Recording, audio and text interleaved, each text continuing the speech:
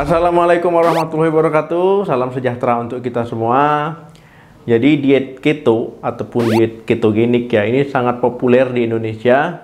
Sangat banyak yang sudah mencoba, tapi mungkin masih banyak yang belum tahu ya.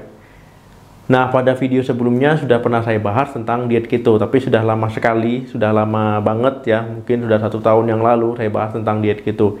Nah, pada video ini akan saya bahas tentang orang yang memang tidak disarankan untuk melakukan diet ketogenik ini ya, ataupun diet keto. Diet keto ataupun diet ketogenik ini memang efektif dalam menurunkan berat badan, tapi harus diwaspadai ya. Ada beberapa orang ataupun kelompok orang yang memang tidak disarankan melakukan diet keto ini, karena bisa membahayakan kesehatannya ya. Prinsip diet keto ini dia lebih banyak mengkonsumsi lemak ya, sedangkan dia mengurangi asupan karbohidrat. Nah, karbohidrat kita ketahui dia merupakan sumber energi utama bagi tubuh. Nah, tapi saat tubuh kita kekurangan karbohidrat, dia akan beralih membakar cadangan lemak ya sebagai energi. Jadi diet keto ini dia efektif untuk membakar lemak ya, karena asupan karbohidrat tadi minim ya.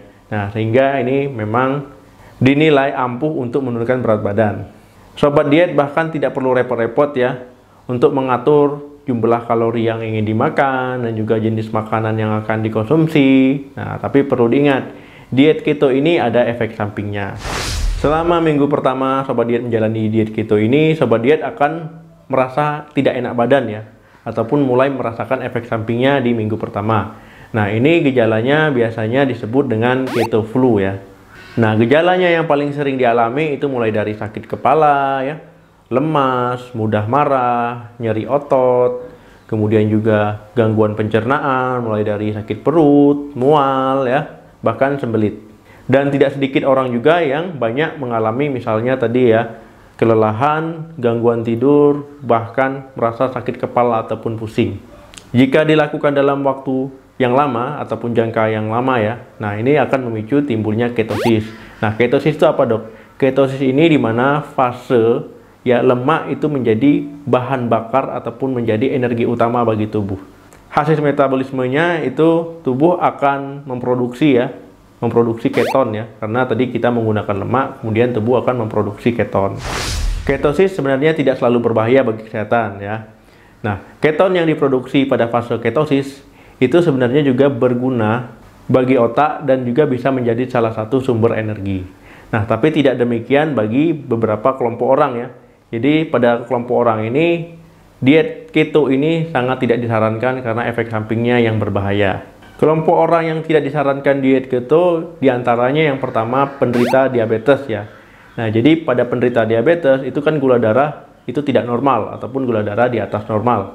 Nah, pada saat orang diabetes menjalani diet keto ini yang ditakutkan dia akan ketoasidosis, di mana kadar keton itu akan tinggi di dalam darah, kemudian akan menjadi asam. Nah, ini yang ditakutkan. Jika darah menjadi asam, itu sistem tubuh kita tidak bisa bekerja secara normal ataupun bekerja secara optimal.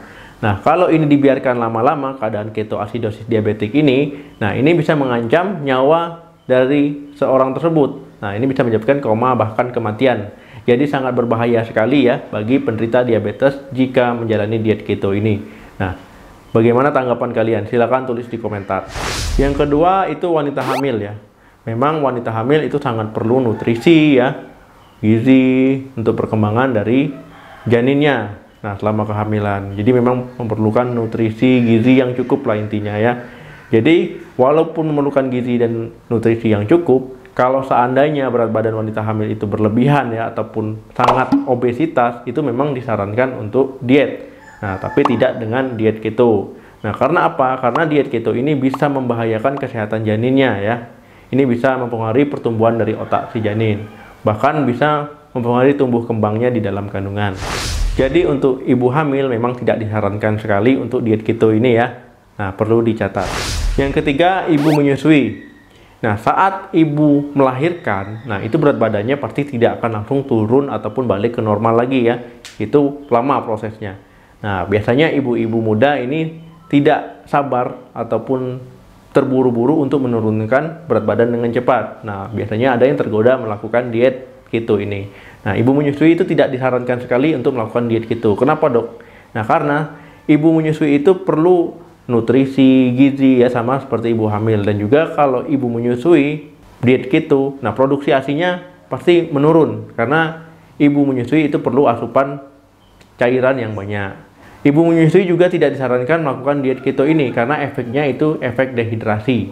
Kalau seandainya ibu menyusui masih nekat untuk melakukan diet keto ini, nah tentu nanti ibu tuh akan merasa lemas ya, pusing ya, mudah marah, dan keluhan-keluhan yang lainnya tadi. Nah itu nanti bukannya malah optimal menyusui bayinya, nanti malah tidak optimal ya, karena kelelahan, karena mudah marah ya. Nah, dan juga nanti produksi ASINya pasti sangat menurun ataupun bisa sama-sama kering ya, sama sekali kering produksi ASINya. Nah jadi perlu diingat ya, cukupilah cairan, asupan nutrisi dan gizinya juga dipenuhi, kemudian tetap konsumsi karbohidrat ya sebagai energi untuk ibu menyusui. Setelah penjelasan saya tadi, jelas ya bahwa penderita diabetes, ibu menyusui maupun ibu hamil ini sangat tidak disarankan dengan diet keto karena efeknya berbahaya bagi kesehatan ya. Nah, bagi dia sendiri maupun bagi si buah hati ya. Jadi tidak disarankan untuk diet keto. Jadi untuk ketiga orang ini, kelompok orang ini disarankan untuk diet yang lebih sehat, diet rendah kalori bisa dicoba ya. Oke, semoga bermanfaat, semoga selalu menginspirasi. Terima kasih yang sudah menonton. Salam sehat, sampai jumpa.